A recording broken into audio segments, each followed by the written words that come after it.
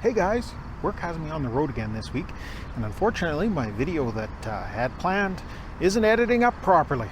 Instead of me working on a crusty old outboard, like I have been in the last few videos, I decided to do a little bit of a preview on an upcoming build. We have a Harbor Freight Predator engine 224. It's a 6.6 horsepower motor, and as you can see here, use on pressure washers, cement mixers, basically any kind of industrial application you can think of.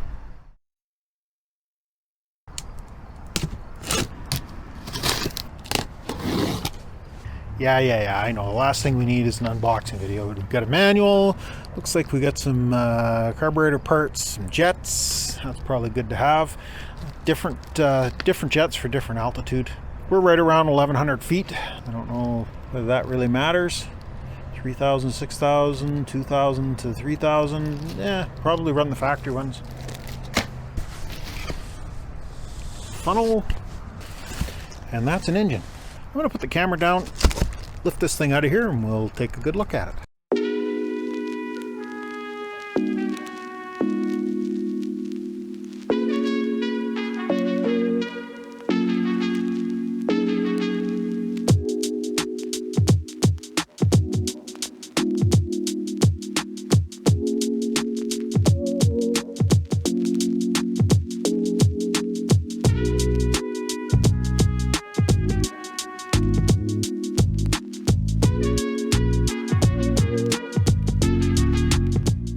This is a fairly new engine. I believe it came out February or March of 2022. This is kind of an upgrade over the, for lack of a better term, we'll call it the venerable 212 Predator engine. The 212 is a 6.5 horse engine. It's been out for a number of years. You used to be able to get them on sale for about $89, but between tariffs and inflation, they're $160 now. This one is about $40 more at $199 regular price. The standard Predator is 6.5 horsepower, has 8.1 foot-pounds of torque, and a stroke of 55 millimeters. And as I said, used in industrial applications all over the place as a replacement engine, and quite widely used in go-karts, mini bikes, and there's actually a line of Predator generators sold by Harbor Freight. Anywhere where you need a small 4-stroke engine, you can use the 212. So what is the 224 Harbor Freight engine all about? How do they justify charging the extra $40? Well, we got a whopping 6.6 horsepower, an extra 0.1 horse. Where it does kind of outshine the 212 is it has 10.23 foot-pounds of torque, which is just a little bit over 2 foot-pounds of torque more. Definitely, I think you would notice that. It has a stroke of 58 millimeters, which is 3 more millimeters than the 212 engine. That'll become important in a couple of minutes when I tell you about some other details. There's also some minor differences here in the exhaust. My understanding is these studs are just slightly further apart. A 212 exhaust won't bolt right up to a 224. This has some additional casting here around the cooling fins, a little heavier in a few places. Believe it's built in a different factory than the standard 212 Predator, but still a very similar motor, essentially a Honda clone. Where some of the details are going to be important is when this gets used in power sports applications like go-karts and mini bikes. Quite often people modify those engines, as I mentioned, a different exhaust and different carburetor setup. Go Power Sports, eBay, Amazon, they all have many upgrade parts available that you can get for these things. You can get billet connecting rods inside the engine. The billet's going to be a far stronger connecting rod than the cast that's in it right now. You can get billet side covers that are going to provide better rigidity to the block if you're getting really carried away with RPMs.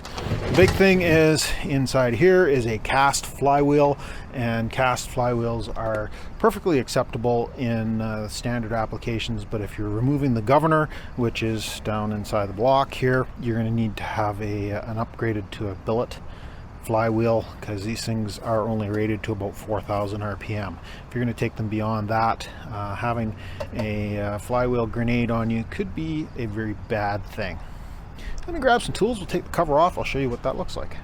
So I have the cooling shroud off, and we've got plastic cooling fins. This is the starter cup. I have seen people complain that the crankshaft nut on these was not properly tightened from the factory, so before you use this, probably a good idea to throw a wrench on that.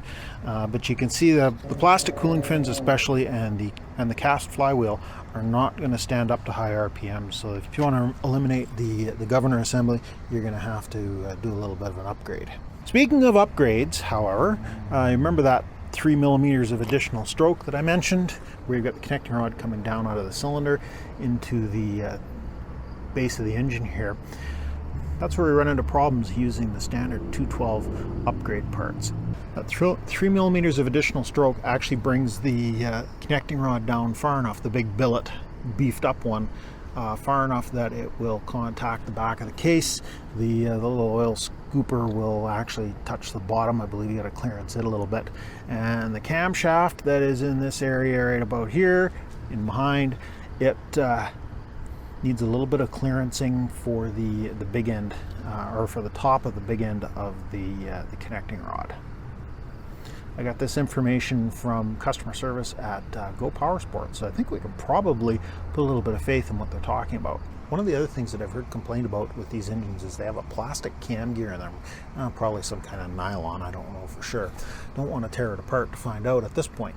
People complain, they think that should be a metal cam gear, higher performance than the 212. But keep in mind, the good old small block Chevy came with a plastic cam gear in them, and they were good for 1 or 200,000 miles before they need to be replaced. So in this little small engine, we should probably be able to get by with a plastic cam gear for mild applications. And let's face it, if you're going to suit this thing up too far, you're probably going to put a new cam in it anyways to develop more than the 6.6 horsepower that it's rated at. Now this is governed to, I believe, 3750 max RPM out of the box. You want it to go higher. Again, anything over 4,000, you need to put a billet flywheel on. And I don't know, built up, these things can probably handle 6,000-7,000 RPM from what I've been hearing. I haven't tried it yet. Don't know if I'm going to get that brave or not. Anyways, I'm going to put this cover back together, and we'll put this back in the box. This is just a little preview, getting you guys primed up for the next video that I'm going to do in this series, where I'll show you what we're going to be building. Anyways, thanks a lot for stopping by. Remember to like, subscribe, leave me a comment, and we'll catch you in the next mess.